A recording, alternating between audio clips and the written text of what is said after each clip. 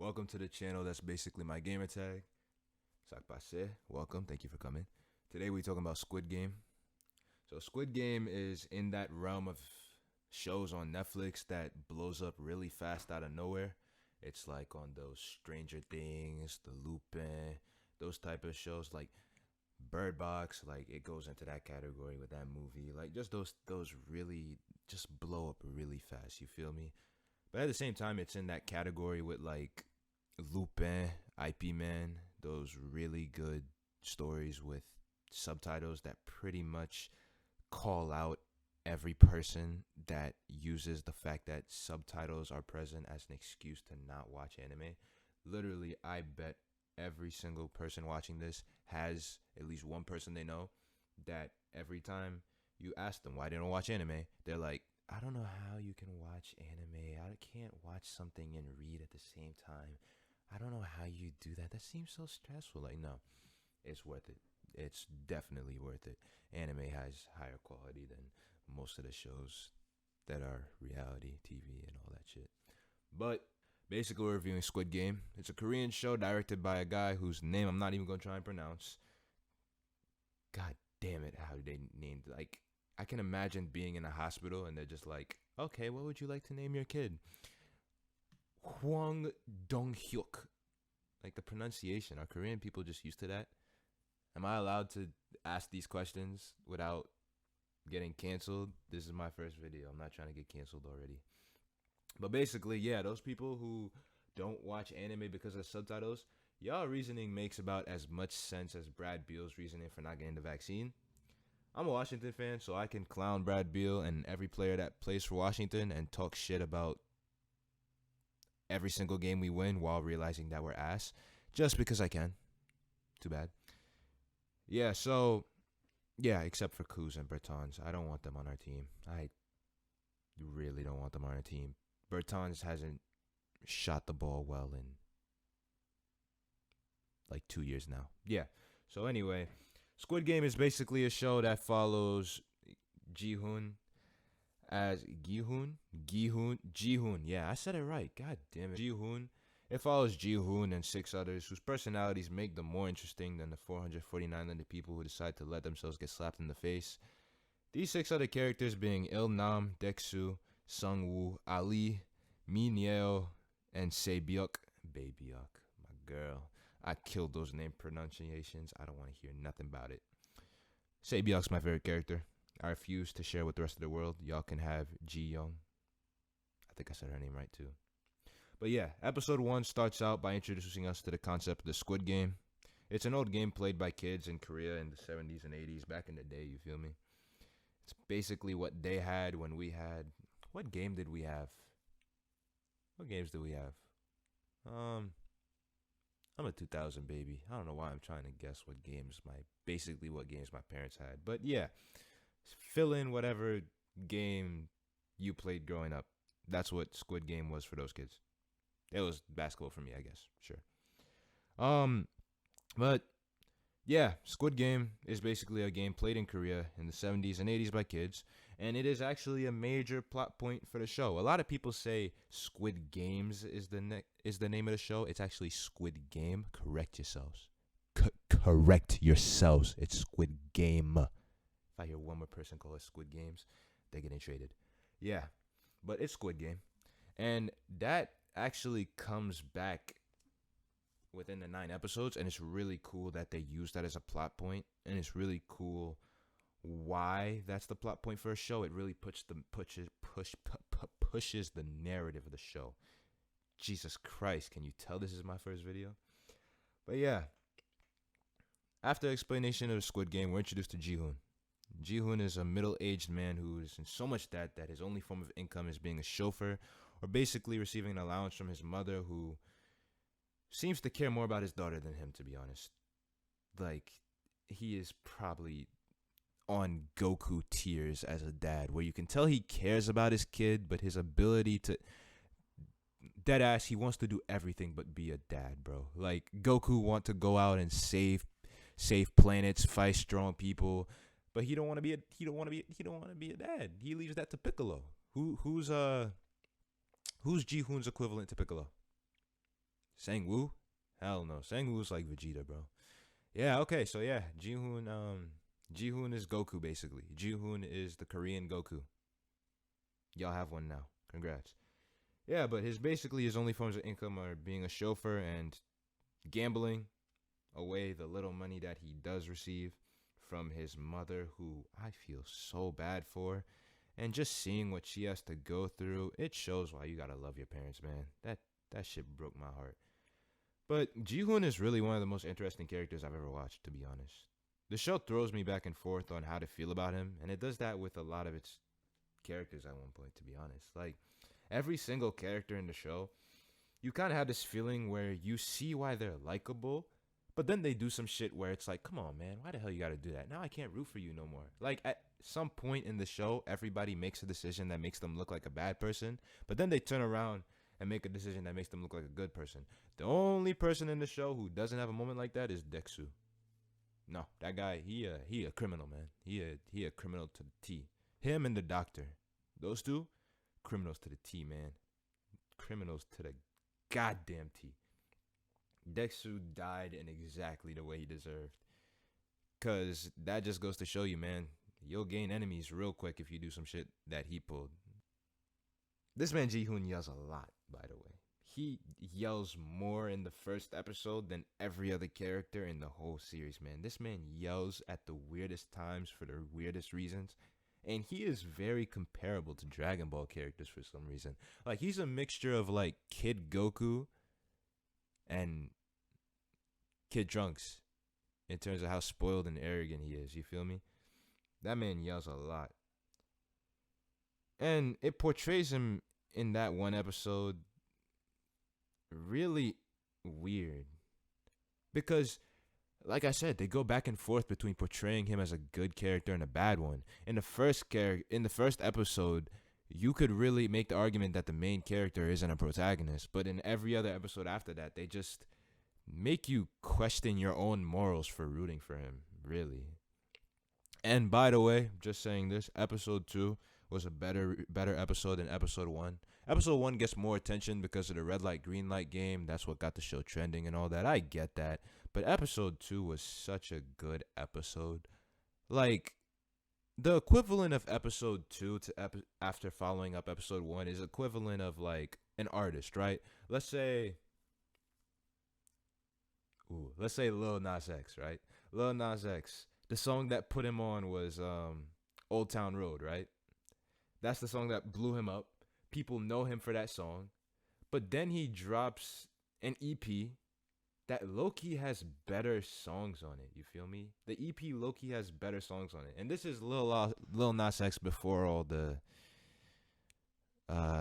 social... This is Lil Nas X before he was so polarizing. So yeah, Lil Nas X drops Old Town Road, blows him up. People know him for the song. And then he drops an EP that's low-key containing songs that are better than Old Town Road, but people don't want to admit it because Old Town Road put him on. That's the equivalent of episode 2 to episode 1 of Squid Game, bro. For real. And even the episode name for episode 2 is so fitting because episode 1 ends in basically an 100 to 100 vote tied. A tied vote on whether everybody gets to go home or they continue playing. They pretty much have this democratic process where you choose whether you go home or whether you stay and continue to play.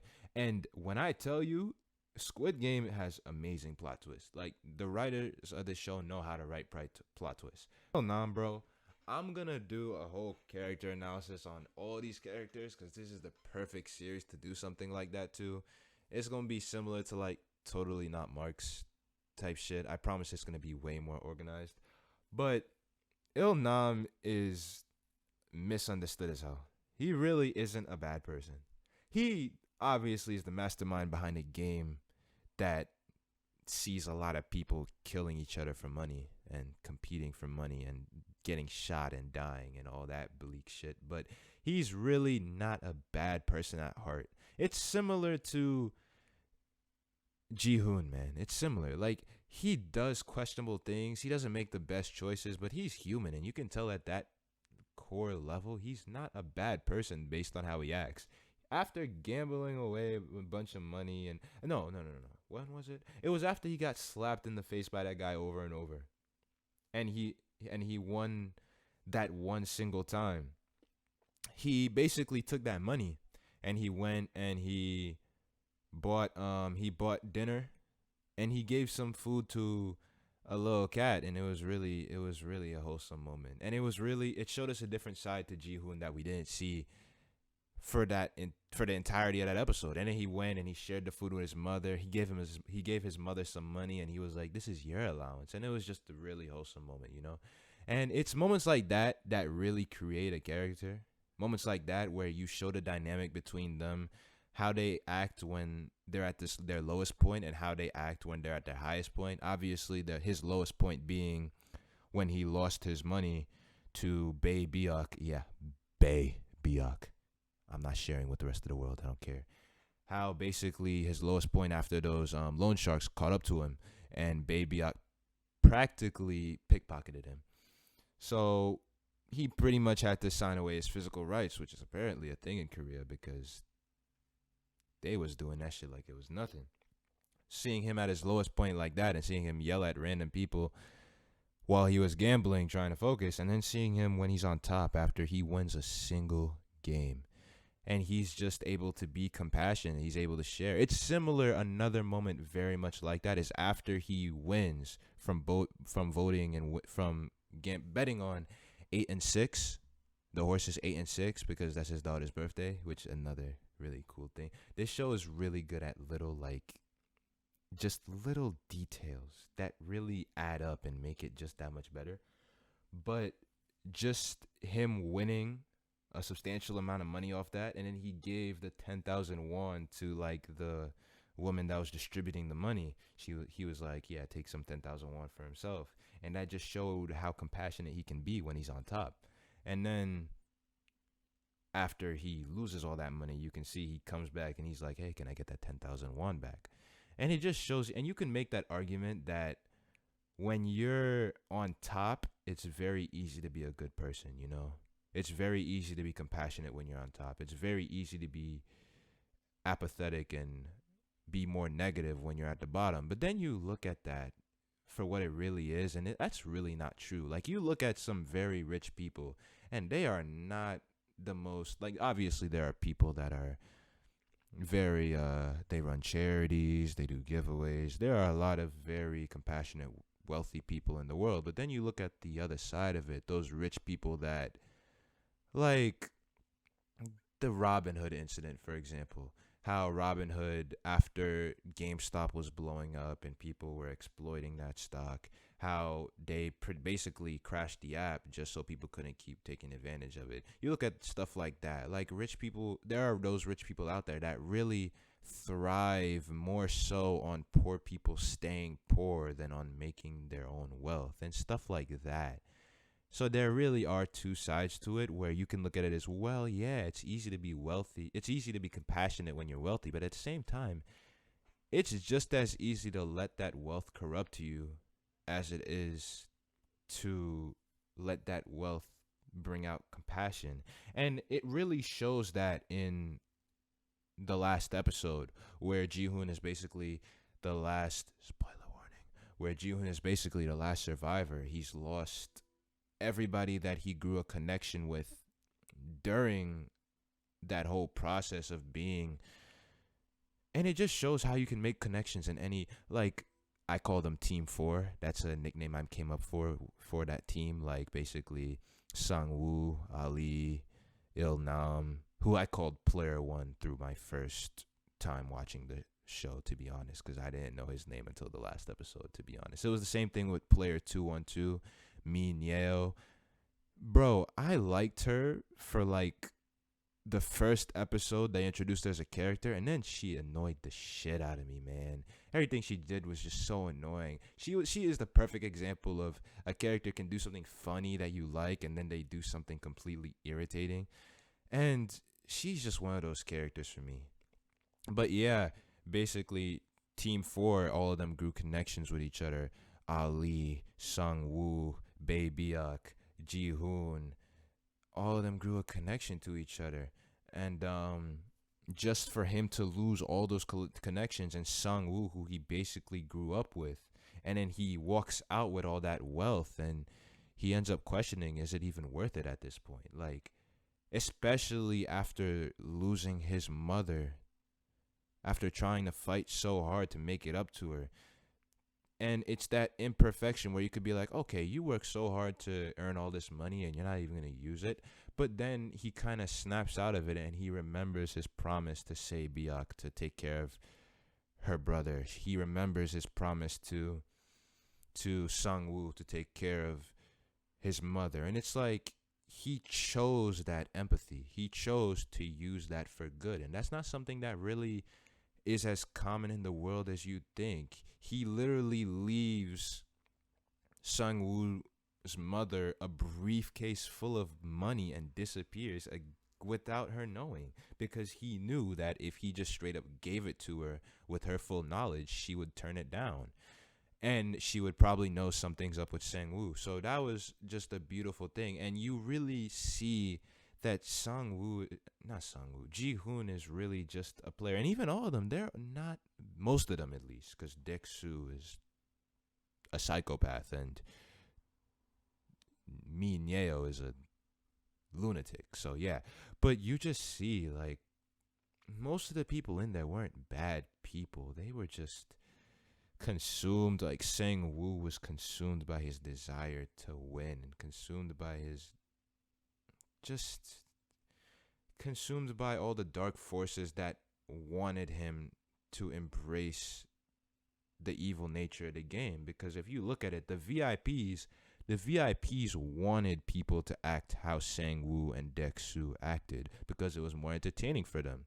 While Il Nam, who is the mastermind behind the whole thing, wanted people and preferred people who acted like Ji Hoon, who acted like Ali, who showed more empathy even in the darkest of circumstances. And it's very interesting to me.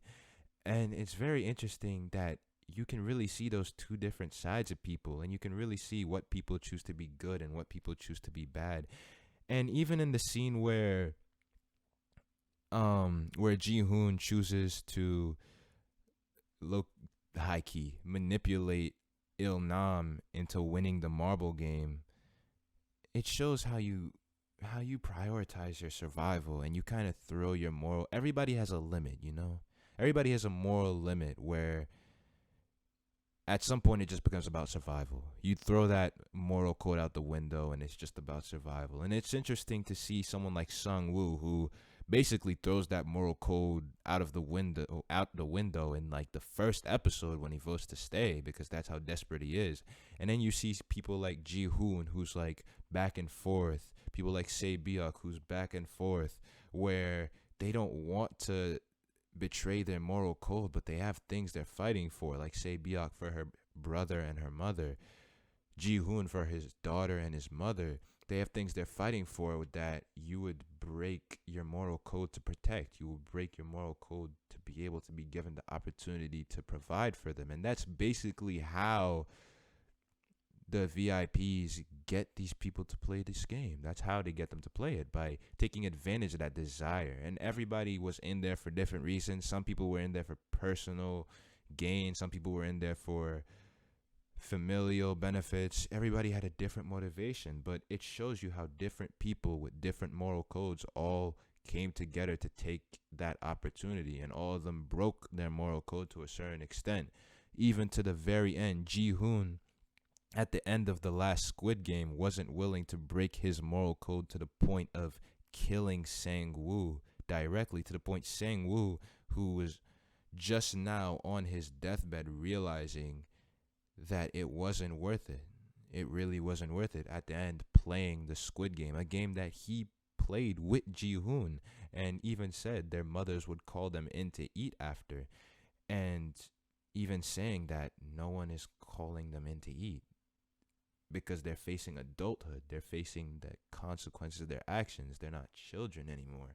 And Squid Game just has a lot of amazing messages and just has a lot of amazing detail. And I love shows and anime and stories that can take advantage of that.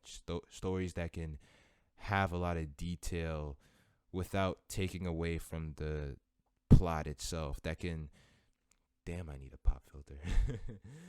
But seriously, like stories that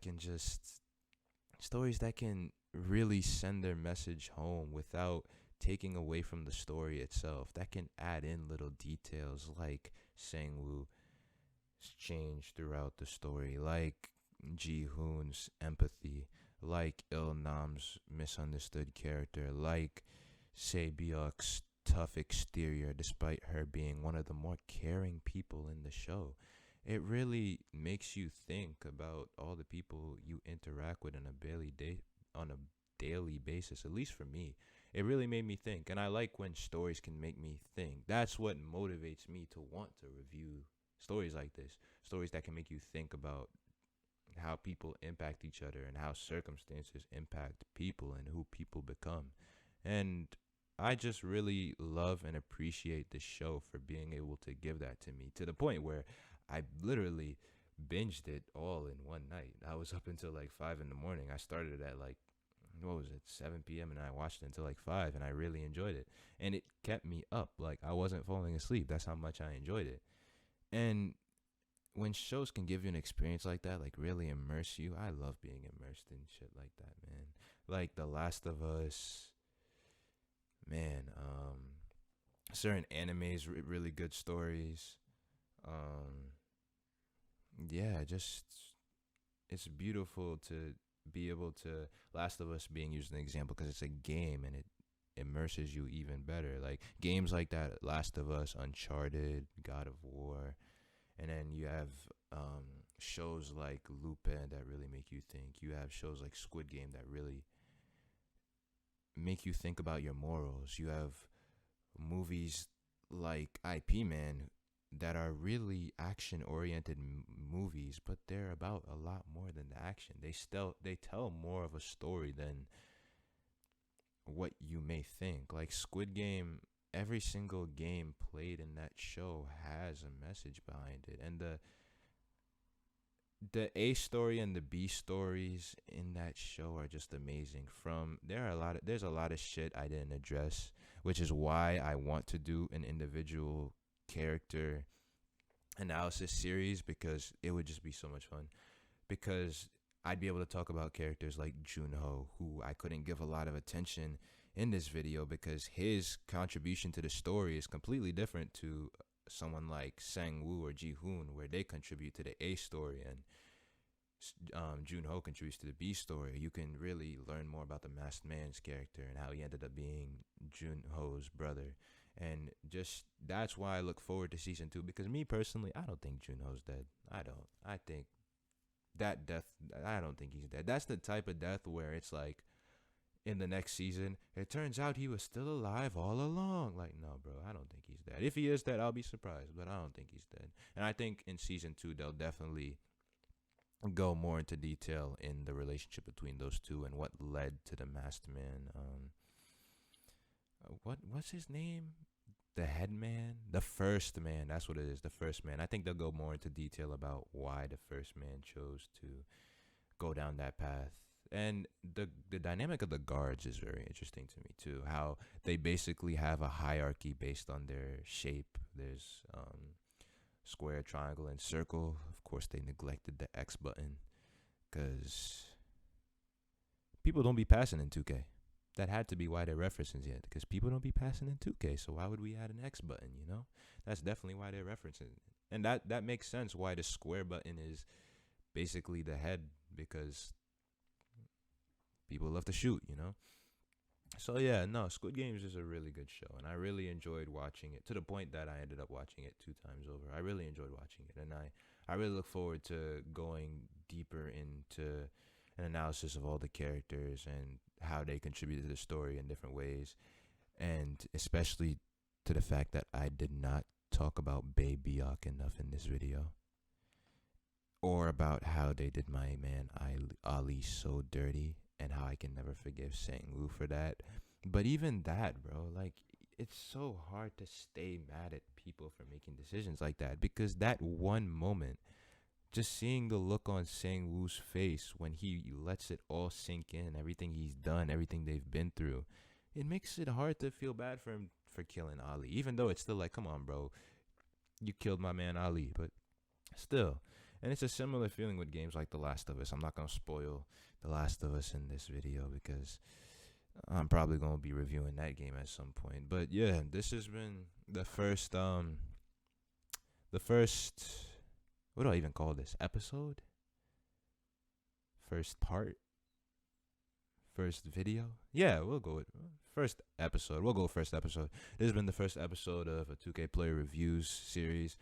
This is really just me experimenting with something I haven't seen done before, because you don't really see about people talking about like stories or shows over 2K gameplay. And I try to reference 2K and the NBA because those are important aspects of my life. I'm big fans of 2K and NBA, but I'm also a big fan of stories. So I like to think that I can mesh all of those things together and really try and create a new type of community, but that's going to take work, and I'm willing to put that work in.